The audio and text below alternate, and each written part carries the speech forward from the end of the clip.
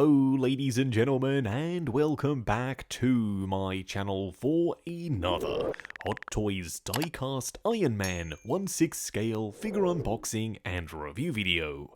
Now today we are going to be reviewing none other than the Mark 42 based off his appearance in Iron Man 3.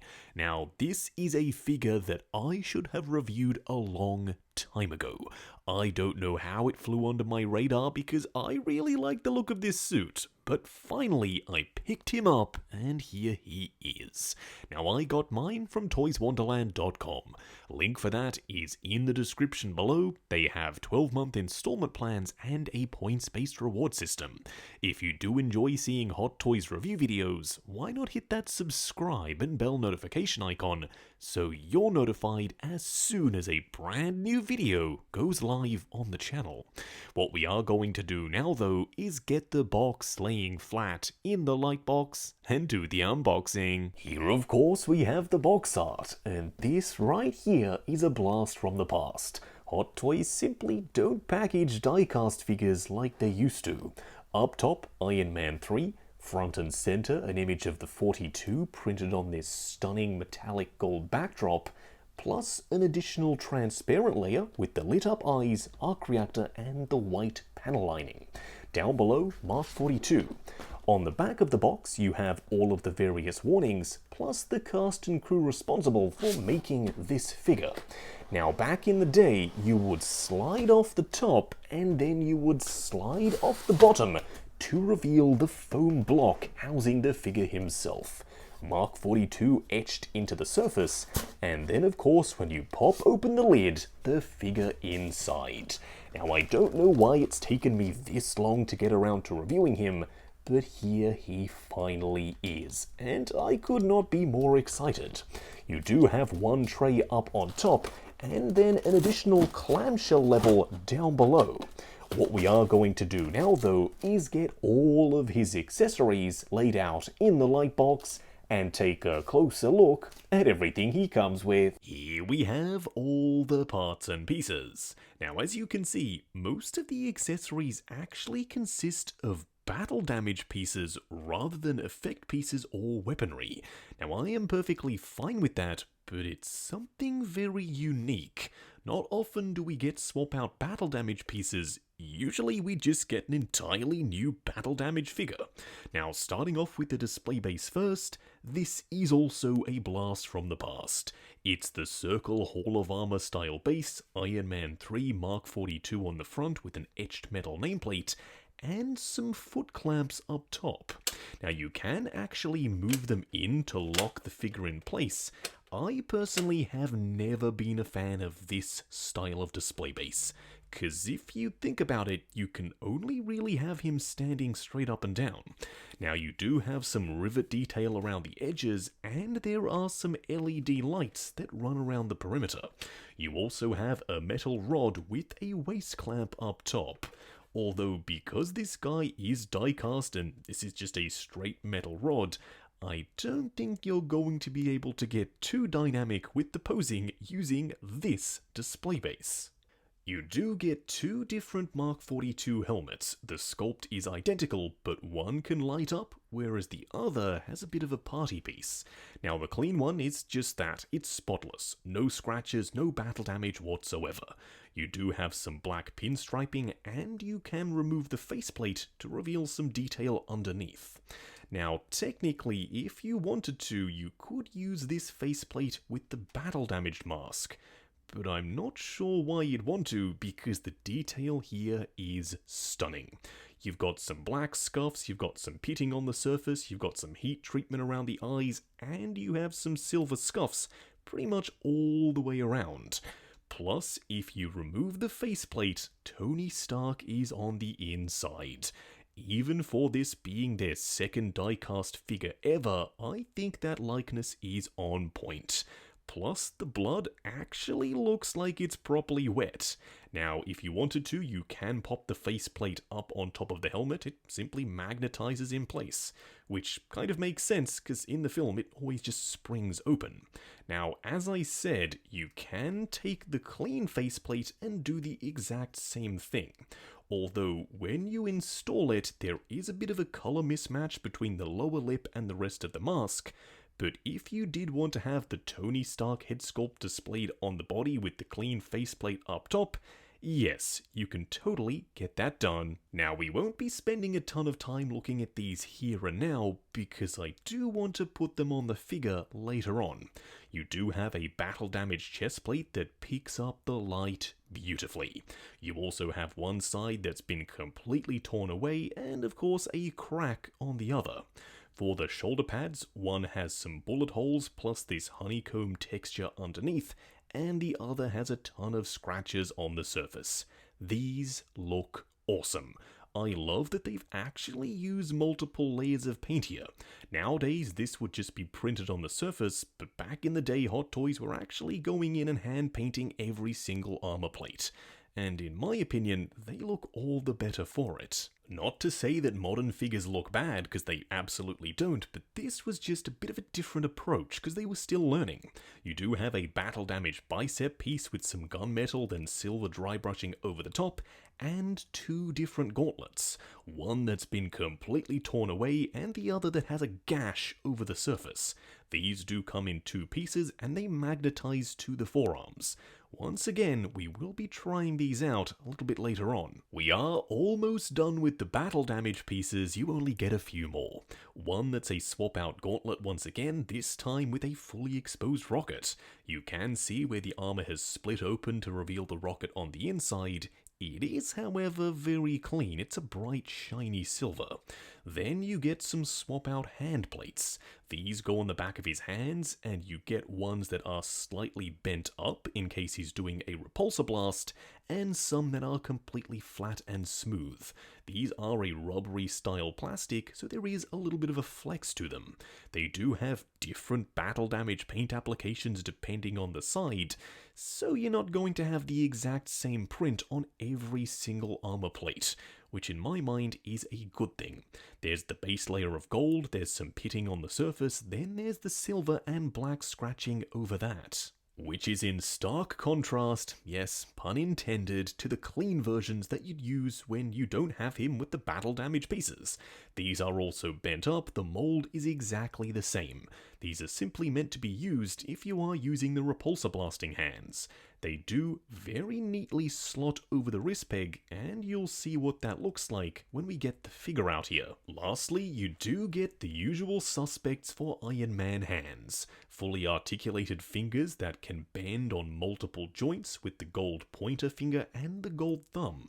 Plus the repulsor blasting hand with the wrist peg port at an angle and the translucent repulsor. Now, interestingly enough, they are made of different materials. The repulsor ones are a rubbery plastic, whereas the articulated ones are solid plastic. That means the paint can potentially fade on these, whereas the others will stand the test of time. What we are going to do now, though, is get Iron Man himself out here and take a closer look. Here we have him, standing straight up and down in the light box, no crazy poses or accessories or anything like that. First off, yes, that is absolutely the Mark 42 from Iron Man 3. Second, he is stunning. I don't know why it took me this long to pick this guy up, but he is 100% going to stand out in the display. The gold, the butterscotch, the vibrant glossy metallic red, plus the silver accents. Yeah, there is a lot to love. Now I know, not everyone loves this color scheme, and we'll touch on that a lot more in just a second. One thing that I think they nailed from the get-go though, are the proportions. This actually looks like a dude in a suit. Now they have obviously iterated and gotten better and better at that, but this was a very strong start. Also, there is a significant amount of diecast here. I'd like to say more than some of the modern Iron Man figures, which I know to some is going to be a surprise. What we are going to do now though is take him off the rotating turntable, punch in, and take a closer look at the details. Here we have him up close and personal. Now in just a second we will be installing all the battle damage pieces, But before we do that, sit back, relax, and take a trip back in time with me to talk about the 42. Now, starting off with the helmet, I really like it. We've already discussed both options. It does sit a little bit lower on the neck, which does give him these big, bulky traps, and I'm all for it. Now, something that they've definitely improved over the years is this gap up at the shoulders. It is rather unsightly, and trust me, no matter what you do, that is always going to be there. The shoulder pads are spring-loaded, and you can move them around just a little, but not enough to cover up this gap right here. At the very least, there is some very nicely sculpted detail underneath. The same thing can be said for the chest plate. If you remove it as if you were going to install the battle damage one, you do have a ton of sculpt work, and it is fully painted. You can also see a little bit more detail for the arc reactor. Now, for me, I don't really know why that is something that they've retained on modern Iron Man figures. How many of you actually display your figures without the chest plate on? I am a little curious. Now, around back, he does have some proper opening flaps with, you guessed it, more detail underneath. This was also one of their earliest figures, so you can see the screw and the switch for the light up effects. The same thing can be said for the inside of the biceps. They hadn't quite gotten to the point of wanting to hide them all just yet. Now, I know this design isn't for everyone. It's very sleek, and it replaces pretty much all of the red with this champagne and butterscotch gold. Now, the lighter gold is up on the chest plate, on the forearms, on the shoulder pads. It's dotted around everywhere. But the most prominent color is the darker butterscotch. And for me personally, I really like it. It's something different, and it's going to help this guy stand out in the display. You do have a significant gap at the thighs, kind of like the Mark 50, but again, they have gotten better with this throughout the years. Coming down to the legs, they are once again very smooth. You do have a ton of panel lines, multiple different colors with the champagne gold, the butterscotch, the silver, and the hot rod glossy red. Plus, you do have some panel line details picked out in black. Now, he doesn't actually have the opening parts on the back of his calves, but I am totally fine with them omitting that for this die-cast figure. Now, for those wondering what he looks like with the battle damage, now this is going to be something you either love or you hate, because all of the battle damage is on the arms and on the chest plate. The abdomen down is completely pristine. Nothing has changed. Now, in my opinion, this still works. It kind of makes sense that the areas where he's got battle damage have been targeted. Now, the head sculpt can be fully exposed when you remove the faceplate, and of course you can pop it up top. For me, this is how he's going to be displayed in the collection. I love how good the battle damage paint applications are. Multiple layers, exposed detail underneath, and you do have multiple different plates that have been fully switched out. Now, of course, I would be over the moon if they did a fully battle damaged version, but at the end of the day, I still really like the way this looks. Now, I am curious. Do let me know down below. Does this look work for you, or would you have preferred if they'd gone slightly further? Now, for a quick side-by-side comparison, here we have Mark 42 on the left and Iron Patriot on the right. And as you can see, they do look relatively similar. They're both sleek suits of armor, as opposed to the Mark 1 War Machine, who was a big, bulky boy. Now, the color schemes are drastically different. I love how they complement each other in the display. The blue against the gold, the red with the red, the silver with the silver, they do kind of work really nicely. Now, Iron Patriot is ever so slightly shorter than Mark 42.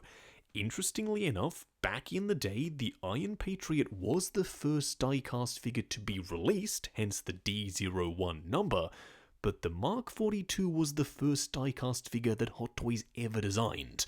So even though they released them out of order, you're looking at the first two die-cast figures ever made. Next up, here we have the Mark 85, the last suit that Tony wore.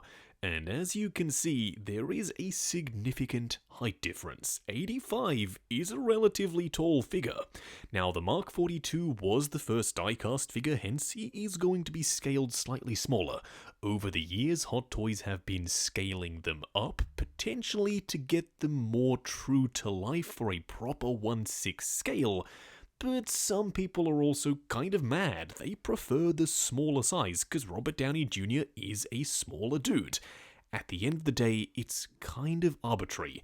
It's Iron Man, in my opinion. As long as he fits in with the rest of the Avengers, yes, I am happy. But I also understand at the same time, you do want him to be proper 1/6 scale. Do let me know how you feel about this down below. Just going over articulation. Now, bear in mind, this is my personal copy of the figure, so I'm going to be a little bit more careful. I'm sure when you get yours in hand, you can push the joints slightly further than I am willing to go. Now, starting off with the head sculpt, it is on a ball joint, but also a hinge going forward and back, swivel and pivot side to side.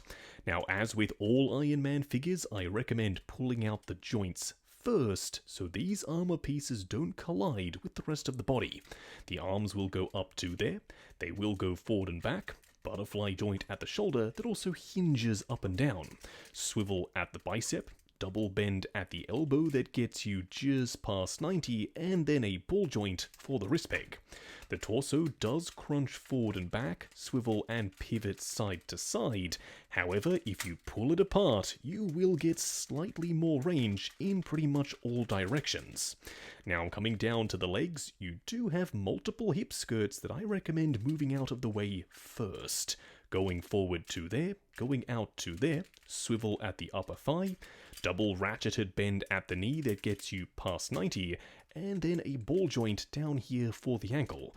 Plus you do get some toe articulation. But that's not all. If you pull the ankle down, you will get even more range. Now, they were experimenting with drop-down hips with this figure. If you push the button on his back plate, you can actually extend the legs down to get even more range, which means when you move that panel forward, they will go up even further. Now, for me, obviously this is not the most ideal method. They have gotten a lot better with modern figures, but it's interesting to see the evolution of articulation with their diecast releases. Just wrapping up on the Hot Toys Diecast Mark 42 from Iron Man 3. Now, I will readily admit that, yes, this guy isn't a lot of people's favourite Iron Man design, and I think I understand why. He's very sleek, he's not that boxy big build that a lot of people seem to like, plus he's more gold than red. But if you sit down and actually look at him, plus pose him up in some badass poses, I think he starts to make a lot more sense. The diecast content is through the roof, he's very heavy. I think the engineering, even for early on in the line, was a win. And he comes with all the battle damage pieces. That's not something that Hot Toys really do anymore.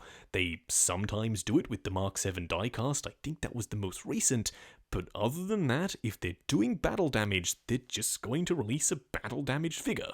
So having the ability to switch between clean and battle damage, yes, it makes me very happy. Now, that doesn't mean this guy is perfect. You can't really use the Tony Stark head sculpt inside the helmet with the clean pieces, because the outside of the helmet is battle damaged, and you do have some gapping up at the shoulders and the thighs. But other than that, in the right pose, this guy is going to look incredible in your display. I, for one, have been slowly building out my Iron Man 3 collection, so make sure you stay tuned to the channel, because a lot more reviews are on the way. Now, I got mine from toyswonderland.com. Link for that is in the description below. They have 12-month installment plans and a points-based reward system. If you are heading down to the description, why not check out the link to 6 Scale Network, the Facebook group. Come along, chat figures, share photos of your collection, and of course, see what's coming up next on the channel. Like, comment, and subscribe, and we'll catch you in the next video.